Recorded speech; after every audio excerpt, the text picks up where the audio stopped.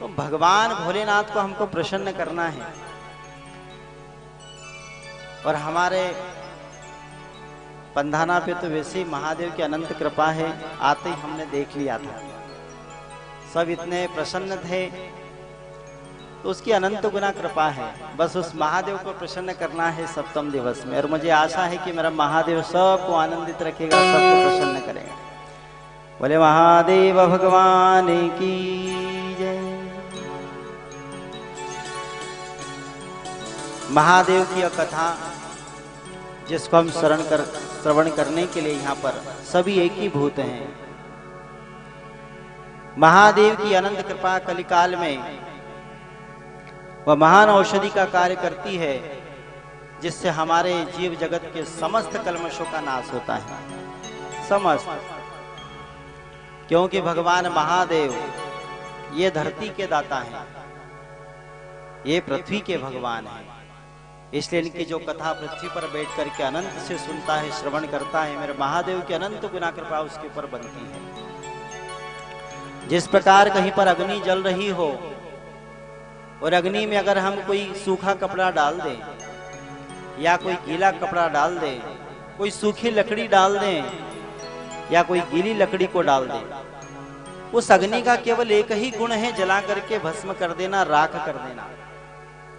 उसी प्रकार यह महादेव की कथा भी, जो जीव जिस भाव से इस कथा में बैठ जाए, जिस भाव से कथा को श्रवण कर ले, भगवान उनके सारे जीवन के कल्मशों का नाश करता है, सारे जीवन के कल्मशों का नाश हो जाता है। यह शिव कथा तरण तारण कराने वाली है, भवसागर से पार कराने वाली है। एक नदी को पार करना है, हमें नाव की आवश्यकता पड़ती है, नाव में बैठ करके एक किनारे से दूसरे किनारे पर जाना पड़ता है, परंतु महापुरुषों ने कहा है, शिव महापुराण कहती है कि जिसको भव सागर से पार होना है वह भगवान की शिव कथा रूपी नाव में बैठ जाए। भगवान ये संसार सागर से, भव सागर से बड़ी सरलता से, सुगमता से जीव को पार करा देते हैं। तो अनंत कोटि आनंद देने वाली, आनंद देने वाली कथा है, इसलिए बड़े मन से, बड़े भाव से भगवान की कथा को श्रवण करना है। भगवान की कथा को श्रवण करने से पहले, सबसे पहले अपने हृदय मंदिर का हमें ध्यान रखना है, हमारे मन का। जब भी अपने घर से निकले तो मन में झाड़ू लगा करके निकले, ध्यान रखना। अपने घर में रोज झाड़ू लगाते हैं कि नहीं? लगाते हो ना? क्यों लगाते हो? घर में कचरा नहीं हो जाए, जाले नहीं हो जाए, मकोड़ा मकोड़ी इत्यादि जीव ना हो जाए, इसलिए रोज साफ सफाई करते, घर की कोना कोना झाड़ू मारते।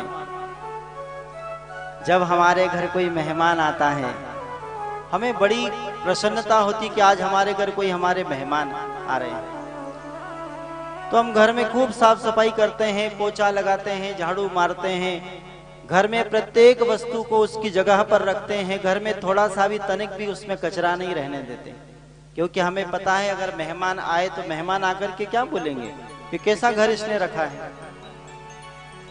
तो आज प्रथम दिवस है और हमारा यह शरीर भी एक घर है, और ये जो हमारा मन है, ये मन भी बड़ा मैला होता है। तो जिस प्रकार हम घर की सफाई करते हैं, पोछा मारते हैं, झाड़ू निकालते हैं कि कोई जाला न रह जाए, कोई कचरा न रह जाए, सारा कचरा झाड़ू से निकाल करके साफ कर देते हैं, उसी प्रकार शिव कथा को अपनी जीवन में झाड़ू बना लेना, शिव कथा रूपी झाड़ू से ऐसा जाला निकालना मन के मंदिर से कि उस मन मंदिर में जब हमारे शिव स्थापित हो तो वह साफ मंदिर में बैठ करके अपने आप को भी आनंद महसूस करे। जब हमारा मन साफ रहेगा तो साफ मन में ही हमारे महादेव बैठेंगे। हमारे घर में अगर कचरा है तो कोई आना पसंद नहीं करेगा, उसी प्रकार अगर हमारा मन मैला है और मन में अधिक कचरा भरा हुआ है तो तुम्हारे महादेव कभी प्रवेश नहीं करेंगे। इसलिए मन को पूरी तरीके से एकदम खाली रखना, एकदम झाड़ू मार करके आना। जब हमारा अंतर मन बड़ा ही साफ रहेगा तो महादेव आराम से आकर के बैठेंगे। इसलिए संसार में ये जो मन है ये मन ही हमें भगवान से जोड़ता है, मन ही हमें संसार में जोड़ता है।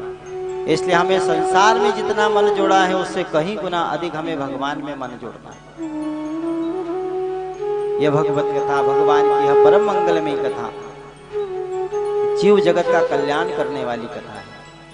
और महादेव से ऐसी आशा है, महादेव ने ही यह प्रेरणा दी है कि सारे लोग मिलकर के महान कार्य करें। और उन्हीं की कृपा से अगर यह समय मिला है, हमने 7 दिन समय को एक तरफ रख करके अपना पूरा समय भगवान के लिए दिया है, इस कार्य के लिए दिया है, तो हम बिल्कुल तन्मयता से, ललकता से इस कथा को श्रवण करें। इस आयोजन को हम आने वाले सप्तम दिवस में बड़े आनंद के साथ में आनंद लें और उसका संकल्प हम पूरा करेंगे।